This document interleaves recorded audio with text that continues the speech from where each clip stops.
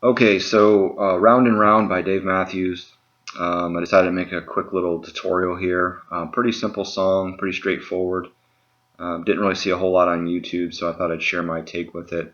I don't pretend to be a master or very good at the guitar by any means. So this is just something I kind of fiddle around with, something I mostly figured out by just listening and playing around with it. So I kind of break the song down into three parts. Really, it's just kind of one riff that loops over and over again, and then he throws kind of this ad-lib part in towards the end. So I'll break the kind of the main riff down into two parts, and essentially it's kind of a little hammer-on riff, and then kind of just picking the strings a little bit. So essentially what he's doing here is he's playing the second fret on the G string, and he's just doing a real quick hammer-on. So it's, you can see right there that string. Okay, just hammer on, pull it off, or you can pluck it again to kind of make it a little more pronounced. Okay. Second note he's playing is he's just moving his first finger up one to the D string, so after the hammer on. Okay, so just moving it up one string and hitting that note. Okay.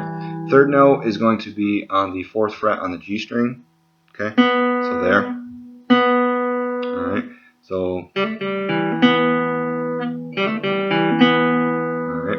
and then the last note in that first little riff part is just an open G string. Okay.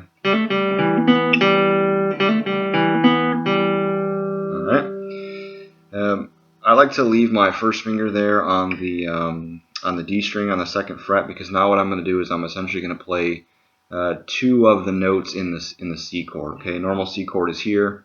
I'm only going to play those two, but I'm going to leave that first finger there. So all I have to do is bring my middle finger up to that bass note for the C. Okay, so after that first riff, all right, play that C note.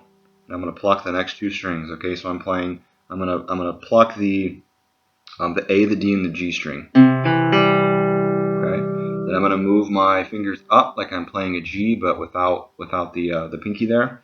And then I'm going to pluck the A, the D, or I'm sorry, I'm going to pluck the E, the D, and the G string. Okay, so that whole riff played slow is going to be.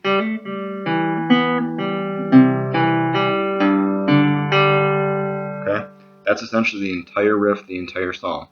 To loop it, all he does from kind of what I hear is he just plucks that G note again, top string, the G note, and then he goes back into the hammer-on. Okay, so the whole thing looped is going to sound like this.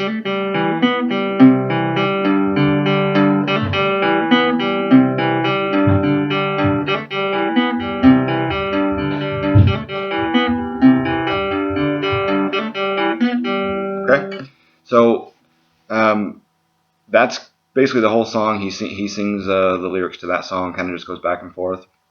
I did hear there was a video somewhere on YouTube that I was watching that he does this little ad lib. He starts the ad lib the same way he starts the riff. Okay, he does that little hammer on, but instead of going up back into that riff, he starts the ad lib there. So the ad lib actually sounds like this. Okay, essentially what that is, so you're going to play that G string on the second fret again, that hammer. Okay, then you're going to move your hand down and play the fourth fret G string. Okay, so then you're going to play the fifth fret on the D string. Okay, and then my pinky finger is going to play the seventh fret on the G string. Okay, then my middle finger is going to play the fifth fret on the A string. Okay, and then my ring finger is going to stay on the fifth fret, but it's going to go back to the G string. And I'm going to slide to the fourth. Okay, so that when I hit that, okay, so up to that point I'm here. Alright, and then the last part of that riff is my first finger is going to go back and play the D string on the second fret, and I'm just going to slide it to the fifth. Okay, so that whole little lick at the end there. Alright, and then just goes back into the loop.